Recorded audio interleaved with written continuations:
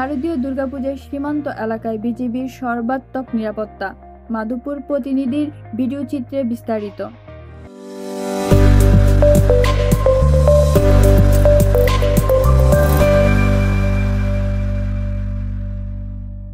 শারদীয় দুর্গাপূজা উপলক্ষে সীমান্ত এলাকায় সর্বাত্মক নিরাপত্তা ব্যবস্থা নিয়েছে হবিগঞ্জের ব্যাটালিয়ন 55 বিজিবি।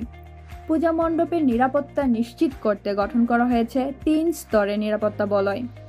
মঙ্গলবার বিকেলে তিলিয়াপাড়া চা বাগানে পূজা মণ্ডপ পরিদর্শন শেষে এক প্লেস ব্রিফিংয়ে sector commander colonel Mohammad Suhel Us Samad এ তথ্য জানান।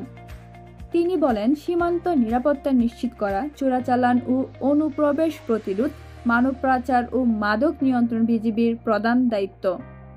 দেশের অভ্যন্তরে আইন শৃঙ্খলা রক্ষা ও বিজিবি সব সময় অন্যান্য বাহিনীর সঙ্গে সমন্বয়ে কাজ করেছে। নিরাপত্তায় বর্তমানে 12 প্লাটুন বিজিবি মোতায়েন রয়েছে। অতিরিক্ত টহল, মোটরসাইকেল টহল, ড্রোন নজরদারি এবং গোয়েন্দা কার্যক্রম জোরদার করা হয়েছে।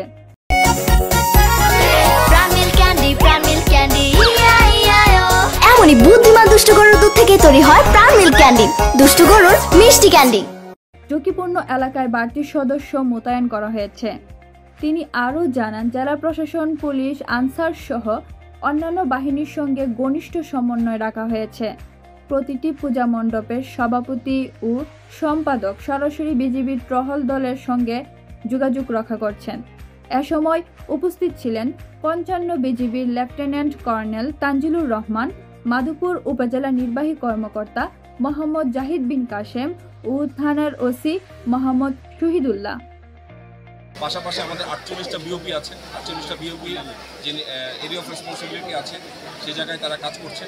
পাশাপাশি আমাদের প্রতিটা ব্যাটালিয়ন এবং প্রতিটা সেক্টরে আমাদের রিজার্ভ ফোর্স আছে যে কোনো সমস্যার সমাধান।